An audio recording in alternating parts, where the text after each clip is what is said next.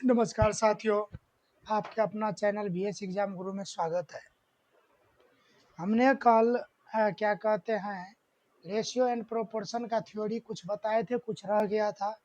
उसी को लेकर आज हम पुनः इस सीरीज को आगे बढ़ाते हुए आपके सामने उपस्थित हुए हैं। आप लोग हमसे जुड़िए और अच्छा से मैथ का रिवीजन या चाहे मैथ सीखिए।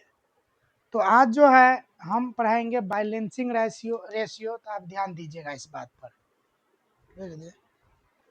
तो ध्यान दीजिएगा, आप बैलेंसिंग रेशियो कैसे बनाया जाता है उस पे आप लोग अच्छा से ध्यान दीजिएगा, क्योंकि इससे बहुत क्वेश्चन आता है। जैसे कि आपको दिया रहेगा ए अनुपात बी, कितना, तो ए अनुपात बी बराबर दिया है 2:3, और दिया रहेगा बी अनुपात सी, क्या दिया रहेगा, बी अनुपात सी 6:7। आपको पूछेगा क्या निकालने के लिए, तो ए अनुपात बी अनुपात सी ज्ञात करने के लिए। यदि ये ज्ञात करना है तो क्या करेंगे, ध्यान दीजिएगा, बैलेंसिंग रेशियो से कैसे बनाएंगे। देखिए यहाँ बी है, यहाँ भी बी है, लेकिन बी दोनों एक जगह है, लेकिन ये दोनों एक जैसा नहीं है। जब ये जो कॉमन मिले और एक जैसा नहीं रहे तो अपना मन से एक जैसा बनाइए। एक जैसा बनाने के लिए इसमें तो एक से गुना नहीं करिएगा, चाहे नहीं करिएगा बात बराबर, लेकिन इसको 3 से गुना कर दीजिएगा तो हो जाएगा। तो 3 तिया कितना, सॉरी 3 से नहीं 2 से गुना करिएगा तो हो जाएगा।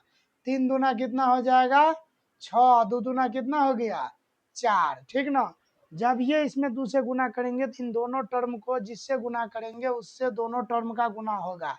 तो ए बी सी क्या हो जाएगा, तो ए हो जाएगा 4, बी हो जाएगा 6 और सी हो जाएगा 7। तो ए अनुपात बी अनुपात क्या हो गया, 4:6:7 हो गया। तो इस तरीका से बैलेंसिंग रेशियो से इस तरह के सवाल को सोल्व किया जाता है। अगला एग्जाम्पल पर ध्यान दीजिएगा। जैसे कि रहेगा आपको ए अनुपात बी और दूसरा टर्म में रहेगा बी अनुपात सी। ए अनुपात बी क्या है, तो ए अनुपात बी मान लिया जाए आपको 2:3 दे दिया है, और बी अनुपात सी आपको 5:7 दे दिया है, 5:7 दे दिया है। आपको कह रहा है ए अनुपात बी अनुपात सी निकालने के लिए। देखिएगा ध्यान से, कौन कॉमन है, बी कॉमन है। जब ये बी कॉमन है तो दोनों के मान बराबर करना है। तो दोनों के मान बराबर करने के लिए इसके मान से इसमें गुना, इसके मान से इसमें गुना करिए। 5 तिया कितना हो गया 15, 5 दूना कितना हो गया 10, 5 तिया कितना हो गया 15, 7 तिया कितना हो गया 21। तो स्वाभाविक है ए अनुपात बी अनुपात से क्या होगा, तो ए के वैल्यू क्या हो गया 10, बी का वैल्यू दोनों में से कहीं से लीजिएगा, बराबर है तो एगो लिख दीजिएगा। सी का वैल्यू कितना हो गया 21, तो कितना हो गया आंसर 10:15:21 क्या हो गया, आंसर हो गया। तो इस तरह से बैलेंसिंग रेशियो सोल्व करना है। देखिएगा अब जो है सो है ए अनुपात बी बराबर 9:2, बी अनुपात सी बराबर 2:3, सी अनुपात डी बराबर 7:5 है ना। तो आपको ए बी सी डी कह रहा है निकालने के लिए। सबसे पहले इन दोनों को देखिए, इसमें कॉमन है। जब ये कॉमन है तो दोनों का इक्वल करेंगे, तो इसके मान से इधर गुना और इसके मान से इधर गुना, ये क्या हो जाएगा 7 तिया 21 और 5 तिया 15। ये क्या हो जाएगा 7 तिया 21 और 7 दूना कितना हो गया 14। अब यहाँ देखिएगा ये बी और बी है, लेकिन अब इस मान का वैल्यू नहीं है, अब इस मान का वैल्यू है। तो यहाँ पर क्या हो गया 14, इसको भी 14 करना है, इसमें भी 7 से गुना कर दीजिए। 7 दूना 14, 9 सते 63। तो ए अनुपात बी अनुपात सी क्या हो जाएगा, तो ए अनुपात बी यहीं लिख देते हैं। ए अनुपात बी अनुपात सी अनुपात डी क्या हो जाएगा, ए हो जाएगा 63, बी हो जाएगा 14, सी हो जाएगा 21 और डी कितना हो जाएगा 15, ठीक ना। कटने वाला होगा तो काटिएगा, नहीं कटने वाला होगा तो यही क्या हो जाएगा, आंसर हो जाएगा। बोलिए समझने में दिक्कत। ध्यान दीजिएगा, यदि रहेगा 2a बराबर 3b बराबर 7c, तो a अनुपात b अनुपात c निकालने के लिए कहेगा। तो इस तरह के सवाल को क्या करना है, सबसे पहले हमको ए अनुपात बी अनुपात सी निकालना है। क्या निकालना है? ए अनुपात बी अनुपात सी निकालना है। देखिएगा, जिसका मान निकालना रहेगा उसको हाथ से झाँप देंगे, बाकी जो दिखाई देगा उसको गुना कर देंगे। तो 7 तिया कितना हो गया? 21। ठीक, फिर बी का मान लिखा रहेगा तो झाँप देंगे, बाकी 2 और 7 दिख रहा है, 7 दूना 14। फिर सी का मान निकालना रहेगा तो सी को ढक देंगे, बाकी ये दोनों दिख रहा है, 3 दूना 6। तो आपको जो है ये 21 अनुपात 14 अनुपात 6 जो है क्या हो गया? ANS। बात को समझ गए? जिसका मान निकाल रहा रहेगा उसको ढक देंगे, बाकी जो दिखाई देगा उसको गुना करेंगे, तो ढका हुआ का मान हमको क्या हो जाएगा? प्राप्त हो जाएगा। ठीक ना? जितना भी टर्म बता रहे हैं सबको ब्रेन में रखना है यहाँ पर A/2 बराबर B/3 बराबर C/5। तो A अनुपात B अनुपात C निकालना है। तो A अनुपात B अनुपात C निकालने के लिए क्या करेंगे? जो रहेगा उसी को लिख देंगे, जो अनुपात 3 अनुपात 5। यही क्या हो गया? आंसर हो गया। समझ गए बात को? चलिए देखिए, आपको 2:3 2/3 अनुपात 1/2 अनुपात 3/5 यदि इस तरह का बट्टा में रहे और आपको सीधा अनुपात बनाना हो तब क्या करिएगा? तो नीचे वाला को एलसीएम लीजिएगा।